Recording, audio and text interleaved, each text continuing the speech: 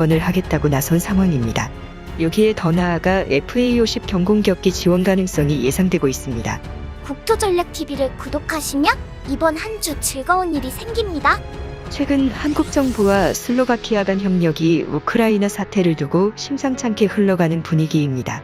우크라이나와 인접한 슬로바키아는 최근 나토 EU에 가입하면서 다른 EU 국가와 마찬가지로 안전보장을 받을 수 있게 됐습니다.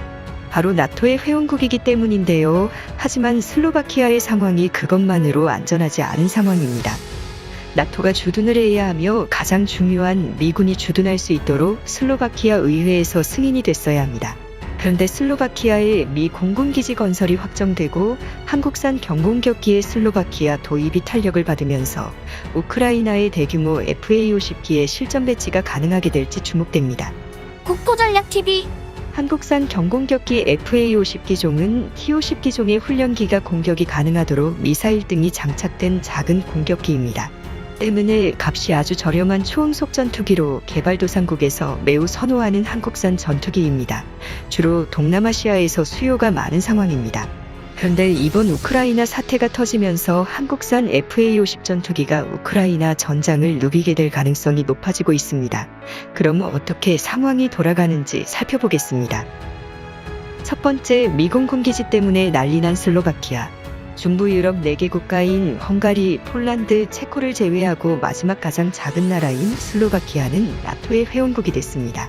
하지만 그동안 나토군이나 미군이 주둔할 만한 장소가 제공되지 못했습니다.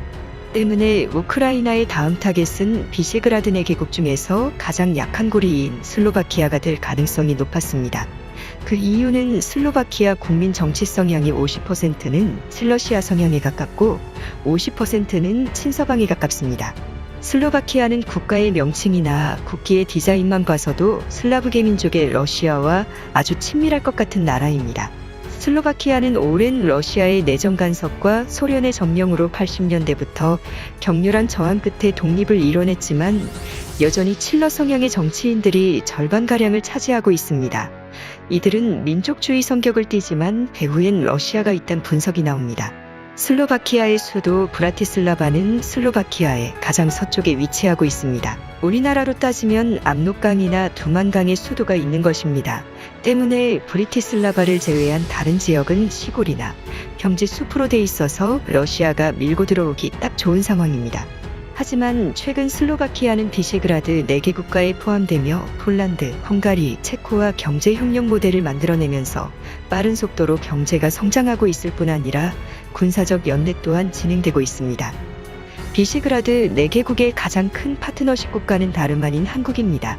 헝가리에서는 독일을 제치고 1위 투자 국가에 한국이 오른 상황입니다. 한국은 최근 슬로바키아에 한국산 경공격기 FA-50기 도입에 관한 양해각서를 체결한 상황입니다. 슬로바키아는 일제강점기 시절 당시 한국 광복군의 최신형 소총을 비밀리에 판매를 하면서 일제와 싸우는데 엄청난 도움을 주기도 했을 정도로 슬로바키아와 한국 사이의 방산협력은 거의 100여 년이 다 돼갑니다. 그런데 슬로바키아의 문제는 바로 미군 군기지였습니다. 공군 인프라가 제대로 실현되려면 미군 군기지가 유치가 돼야 하지만 현재 슬로바키아의 야권 정계에서 러시아의 국기를 흔들며 미군 기지의 건설을 반대하고 나섰기 때문입니다. 슬로바키아의 땅을 미국에게 넘겨줬다며 민족을 배반한 정책을 했다고 비판한 것입니다. 그런데 다행히 슬로바키아 전체 의원 150명 중 과반수인 75표를 초과하는 국회의원이 찬성을 해야 미군 군기지가 들어서는데 다행히 79표를 받으면서 가까스로 슬로바키아에 미군 군기지가 들어설 수 있게 된 것입니다. 이 결정은 러시아가 우크라이나 침공을 앞둔 불과 며칠 전에 일어난 표결이었습니다. 슬로바키아는 이번 미군 기지 유치로 인해서 슬로바키아 공군 현대화를 위해 약 1억 달러 이상을 미군으로부터 지원을 받게 됩니다. 자연스럽게 지난해 연말에 긴급히 체결된 한국산 경공격기 FA-50기 구매로 이어질 수 있을 것이라는 분석이 나오고 있습니다.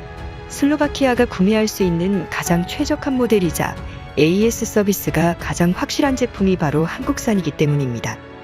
미군은 슬로바키아의 슬리악 공군기지, 말라키 공군기지 이렇게 2개의 공군기지를 사용하게 됩니다. 이곳은 우크라이나와 바로 인접한 지역으로서 러시아에게는 매우 큰 위협이 되는 땅입니다.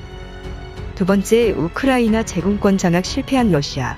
러시아는 미사일을 통해 우크라이나의 핵심 공군기지들과 공항들을 타격하고 있습니다. 이번 러시아의 침공으로 세계에 딱 한 대뿐인 세계 최대 수송기인 안토노프 225기가 폭파된 것으로 확인됐습니다. 안토노프 기종은 우주왕복선을 수송하기 위해 만든 우크라이나 항공기술의 최지벽체이며 우크라이나의 자존심이었습니다. 한때 헐리우드에 해당 기종이 등장하자 우크라이나와 러시아 네티즌들 간에 안토노프기가 어느 나라의 것인지 다투기도 했는데요. 러시아군은 우크라이나의 공군기지를 타격했으나 돈바스 지역에 강습하려던 러시아군 헬기 2대, 러시아 항공기 5대 등을 격추했다고 우크라이나군 페이스북을 통해 밝혔습니다. 우크라이나 영공을 우크라이나 공군기가 날아다니면서 사실상 러시아가 우크라이나 제공권을 장악에 실패해버린 상황인 것입니다. 만약 이런 상황에서 우크라이나의 공군기 지원이 이뤄지게 된다면 여기에 가장 도움을 받을 수 있는 나라는 다름 아닌 슬로바키아입니다. 슬로바키아에서 공군기가 출격을 하면 우크라이나에 바로 도달하기 때문이고 미군군이 슬로바키아에 유치됐기 때문입니다. 슬로바키아는 러시아의 우크라이나 침공을 강력하게 규탄하는 데 동참한 상황이고 우크라이나 침공 사태로 인해 슬로바키아 내 친러시아 분위기는 크게 감소한 상황입니다. 최소한 러시아 깃발을 흔들며 미공군 기지 유치 반대를 하다가는 슬로바키아 시민들에게 돌팔매를 맞을 상황이기 때문입니다. 슬로바키아에 미공군이 들어오게 되면 슬로바키아 공군 역시 그에 맞추어 발전을 모색해야 합니다. 하지만 슬로바키아의 1인당 GDP는 19,000달러로 값이 비싼 프랑스산 라팔이나 유로파이터 등을 구매하기 어려운 상황입니다. 더욱이 비싼 미국산 공군기 도입은 꿈만 같은 상황인데요. 세 번째, 슬로바키아 FA-50기 간접 지원 가능성. 폴란드가 최근 독일에 있던 미군 기지를 유치하는 데 성공해내면서 폴란드는 완전한 안전지대가 되었습니다. 슬로바키아도 우크라이나 사태 바로 직전 슬로바키아 의회에서 미군 군기지를 유치해 성공해내면서 국가의 안위를 보장받게 됐습니다. 슬로바키아는 현재 미국으로부터 약 1억 달러의 공군 지원금을 받게 됐습니다. 한국과 체결한 FA-50 도입을 MOU 맺은 금액은 약 5억 달러에 이르는 금액이지만 현재 인접국인 우크라이나의 상황이 워낙 급하게 돌아가고 있어서 한국 정부와 슬로바키아 간의 긴급 회담을 통해 빠른 속도로 FA-50기가 도입될 수 있도록 분할납부 등의 상환 프로그램 혹은 우크라이나 인도적 지원 항목에 FA-50기 일부 대수를 포함시키면 슬로바키아를 통해 우크라이나에 간접 지원될 수 있습니다.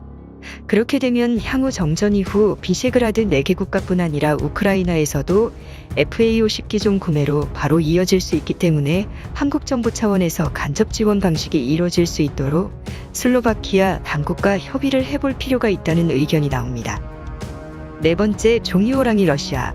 전문가들은 푸틴이 잘못된 보고를 받고 있어 푸틴이 러시아군 능력치를 과대평가했다는 분석이 나옵니다. 쇼이구 장관을 비롯한 대부분의 러시아 군부 실세들은 푸틴에게 러시아군 현황 보고를 할 때 약간 부풀리거나 과대포장을 하여 보고를 하는 경향이 있는 상황입니다.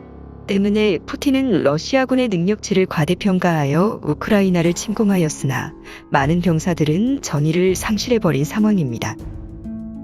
때문에 현재 러시아는 핵무기 사용을 검토하고 있으나 쉽지 않은 상황입니다. 다섯 번째, 핵무기를 사용할 수 없는 러시아. 일각에서는 우크라이나의 핵무기를 사용하기 어렵다는 분석을 내놓고 있습니다. 심지어는 자폭행위라는 평가를 내놓습니다. 바로 편서풍 때문입니다. 사시사철 불어오는 편서풍이 세계 3대 곡창지대인 초르노젬, 우크라이나와 러시아 남부에 깔려있는 비옥한 농경지대를 완전 망쳐버리기 때문입니다. 만약 우크라이나의 핵무기를 사용하게 된다면 편서풍을 타고 사시사철 방사능이 러시아의 최대 곡창지대를 망칠 수밖에 없을 것이란 분석이 나옵니다. 그뿐 아니라 러시아 최대 수도권인 모스크바 역시 우크라이나와 인접해 있어서 사실상 핵무기를 사용하는 것은 자폭행위로 볼 수 있습니다. 핵무기의 방사능 낙진이 전부 모스크바 수도권에 쌓이기 때문입니다. 그뿐 아니라 수십 년, 수백여 년간 세계 최대 곡창지대 중 하나인 체르노젬이 핵물질로 오염됨으로 인해서 러시아에 대기근 사태가 벌어질 수 있을 것이라는 비관적인 분석이 나오고 있습니다. 이 때문에 조속히 러시아가